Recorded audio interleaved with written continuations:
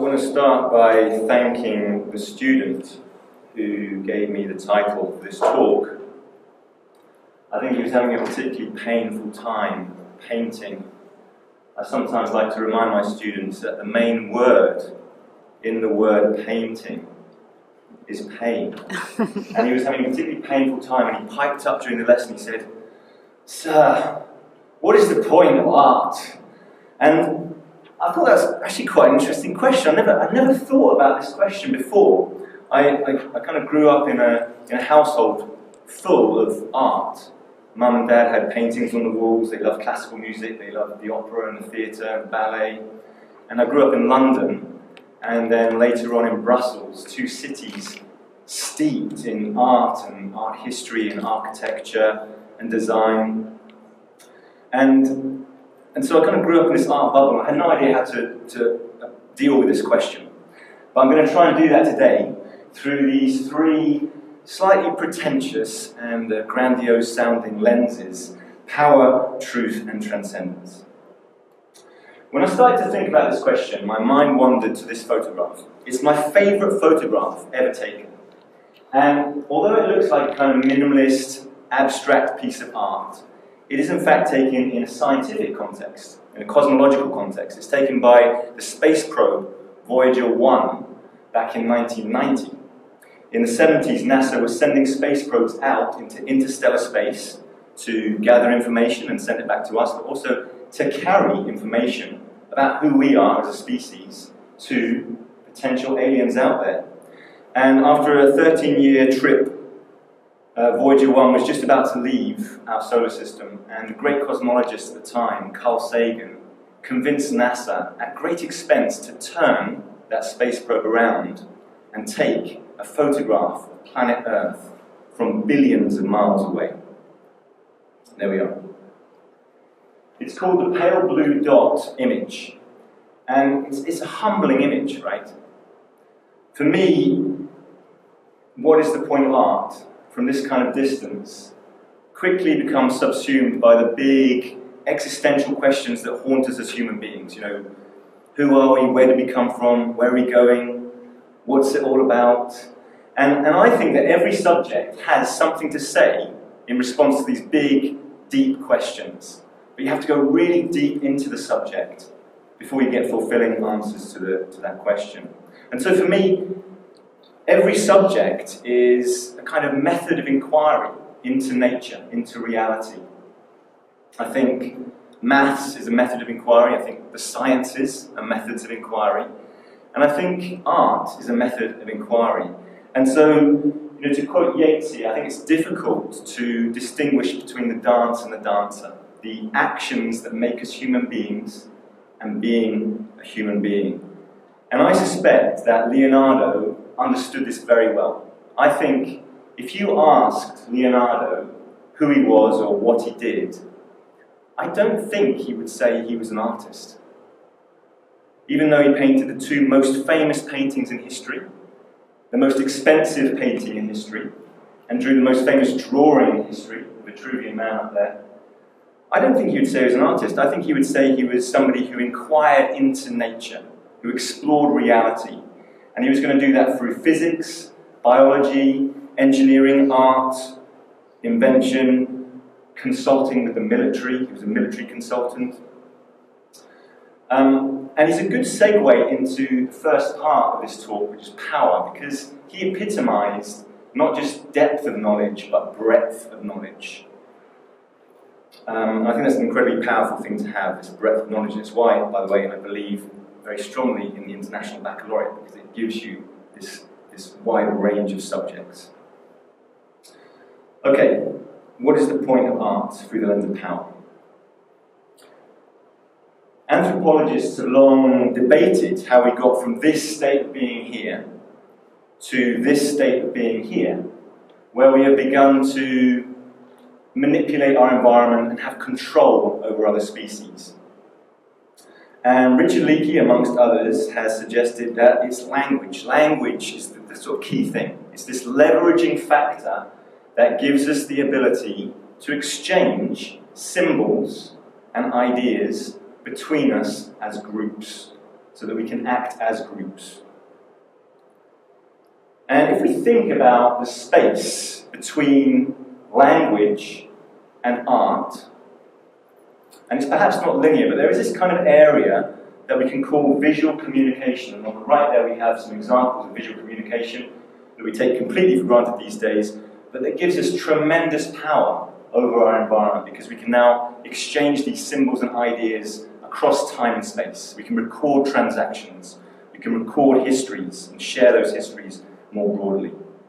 On the left there we have the Sumerian writing system, which historians think is the first to appear in history about 3,400 BC, just before the Egyptians came along with theirs.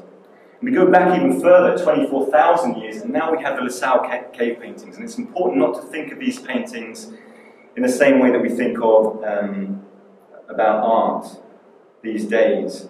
The historian Ernst Gombrich goes so far as to postulate that for these early human beings, these images would have had a magical power over the species, the animals that they were going to hunt the next day, in a kind of ritualistic sense.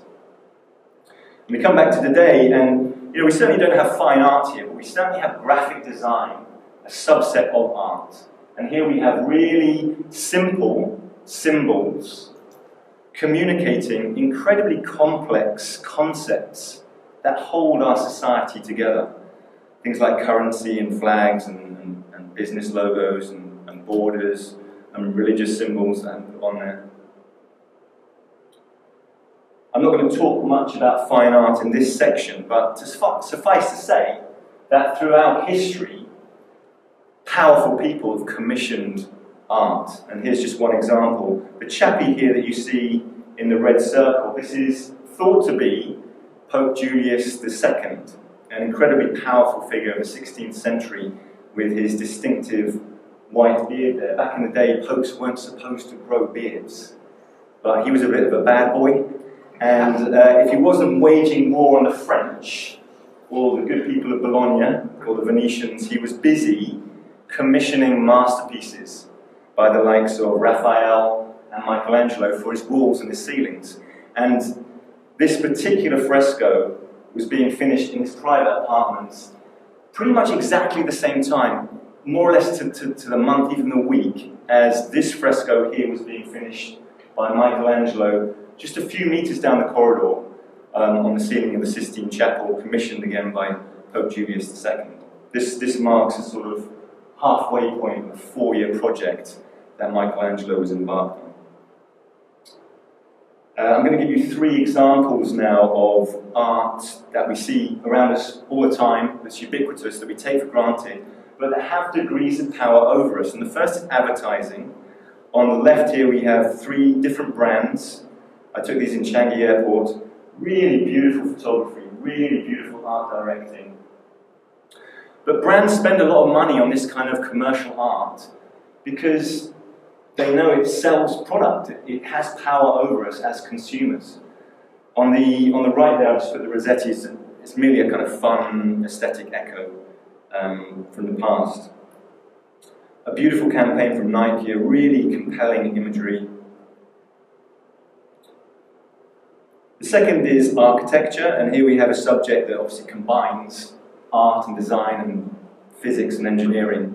But to a degree, these buildings have power over us. To a degree, they determine the quality of our lives, the quality of our sleep, the quality of our relationships, how we interact with each other. And then my favourite art form is movies, where we have pictures and sound and drama and narrative. And these artworks, they have, if they're done well, they have the power to hold our attention for hours at a time and move our emotions in ways that we couldn't have foreseen. And it's important to know with movies, it's always worth, at the end of a movie, watching the credits, just to see how many people are involved in these big, big artworks, these big projects, the collaboration and the teamwork that it takes to get these things off the ground and to produce them. Okay, truth. When I think of truth, I think of Caravaggio And this is his second submission to the church. The church wanted him to paint an altarpiece in Rome, and they wanted to see St. Matthew receiving the gospel of Christ. And this is the one that Caravaggio did not want to see on the wall. Let's compare this with the one that he did want to see on the wall. So on the left, this is his first submission to his client. And this is the historian Ernst Gombrich again, who suggests that Caravaggio would have been really well versed in the Bible. He would have known his Bible back to front. And he was kind of obsessed with telling the truth through his art. He thought this was a really important thing, the responsibility of the artist to do this. And Caravaggio would have known that Matthew at the time, not St. Matthew yet, but Matthew at the time, would have been a bumbling old tax collector who would have needed quite some convincing of this last-minute career change thrust upon him by the big man upstairs. And so you can see Caravaggio saying, well, look, we need this guardian angel to be there to get this message down on the page, through the, channel this through St. Matthew, almost in his reluctance to do so. And perhaps it speaks to the topic above, power, as to who had the final say on what actually ended up on the wall. I think art tells us truths about our perceptions of ourselves and other people in ways that other subjects can't. And I think art tells us truths about emotional states in ways that other subjects can't. And truths about society in ways that other subjects can't. Truths about beauty and intimacy and relationship in ways that other subjects can't. And truths or mistruths about reality itself in ways that other subjects can't. And on the topic of reality, this is my favourite example. This is from the Grade 8 scheme of work here. The Grade 8s have just finished the scheme of work, actually. On the left, you have a Constable painting. It's a masterpiece from the 19th century. But it's got a very kind of cold, like a kind of Newtonian physics subject-object vibe going on. This kind of cold photographic vibe going on. And I find it fascinating that later on in that same century, but 30 to 40 years before, Einstein and Niels Bohr are having conversations about the observer effect in quantum mechanics, and Heisenberg's coming up with the uncertainty principle in 1929. I find it fascinating that this group of artists here on the right, the late Romantics, the Impressionists, and the Post-Impressionists, like Van Gogh, are coming up with this far more dynamic and fluid way of representing reality. And perhaps, and this is a bit of a pet theory, but perhaps they were in a kind of ineffable, subconscious, zeitgeist, Hegelian kind of way, telling us truths about the fundamental nature of reality, perhaps. This is the painting that kicked off the branding of the Impressionist movement. It's certainly not the first Impressionist painting. Okay, what is the point? What is the point of art? Through the lens of transcendence. I'm not going to talk for the next 7 or 8 slides. I'm going to show you some abstract art. And I want you to transcend meaning, transcend understanding, transcend symbolism. There's nothing to understand here. There's no narrative being pushed on you. Be like the Christian mystics. Go to the peace that passeth all understanding. Be like a Zen monk, the beginner's mind. The physicist Richard Feynman once said, if you think you understand quantum mechanics, you don't understand quantum mechanics. And it's the same here. If you think you understand one of these paintings, you don't understand abstract art, because there's nothing to understand. So here we go. I'm going to give you 10 seconds for each painting, and I want you to really be consumed by these images. Be consumed by the form and the energy and the colour, and just see if you respond. You don't have to respond in any way, but just notice any emotions that might come up. Here we go. 10 seconds for each. No, that's the wrong thing. I'm going to set my alarm. Here we go.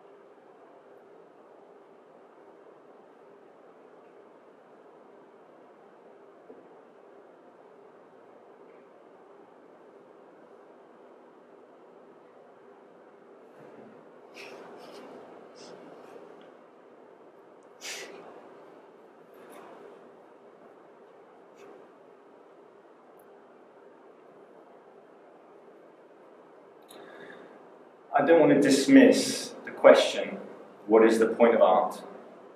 But I think perhaps a bigger question and a related question is, what is it to be human? What is it to be human? If you take art, you can kind of chunk it down into two big areas. On the one hand, we have the consumption of art history. And I think that's a very important and powerful thing to do, to consume art and experience art. But on the other hand, of course, you have the active creativity that goes into the subject, the creation of artworks. And you know, what is it to be human? To be human is many things, of course, but we certainly consume. We're good at that as a species. We need that to a degree. But I think also inherent in all of us is not just a yearning to, but the ability to create new things of value for other people. And I think in life it's far more fulfilling and far more energizing, by the way, to create than it is just to consume. Consumption's got a kind of weight to it. Take this image, for example. It's a wonderful image to consume. You can kind of sink back into the scale of it and place yourself in it and think about the meaning behind it. But imagine what it must have been like to have created that image, to have been on the team that created that image. The communication, the collaboration, teamwork, the physics, the engineering, the creativity, the pain, the money, the time that went into creating that image. And that's just a byproduct of an even bigger project. But I suspect that team got far more fulfillment out of creating the image than they did just consuming it. And so I'm going to finish this talk in alignment with the kind of central ethos of this school, which is about scholarship and helping students become scholars, helping students find a subject or subjects that they are passionate about.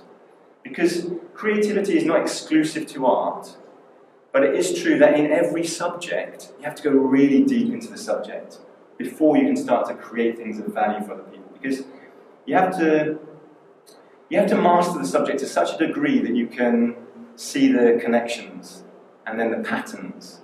And once you can see the patterns, that's when you can start to create new things, synthesize new ideas in science, synthesize new equations in maths, new artworks, new businesses and products. Just having a new perspective that is of value. But you have to go deep into the subject, and that's why you have to find your passion. And don't be misled about the word passion. It doesn't mean that you're going to have fun all the time. Think of the etymology of the word passion. It comes from the Latin pati, which means pain. And so sometimes you have to go through the pain barrier before you access the gold. What's the point of art? I think, from this kind of distance, what's the point of any subject?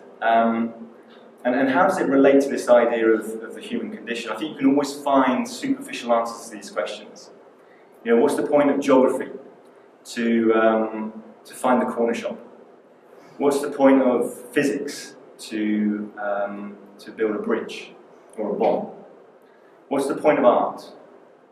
I've just given you three slightly superficial answers to that question, but I think the big answer, and the one that unites all subjects, all methods of inquiry into reality, is that, in life, when you find something that you are interested in as a human being, there's a kind of magic there to begin with, but if you pursue that interest to such a degree that you can see the connections, and you can see the patterns, and you can start to create new things for other people, I think that's when you realize that the real fulfillment in life doesn't come from some definable point, some end product. There's no final destination out there. The real fulfillment in life comes from the process of engagement, the process of learning in order to move in a certain direction, the process of gaining knowledge and of gaining self-knowledge. And that, I think, is the point.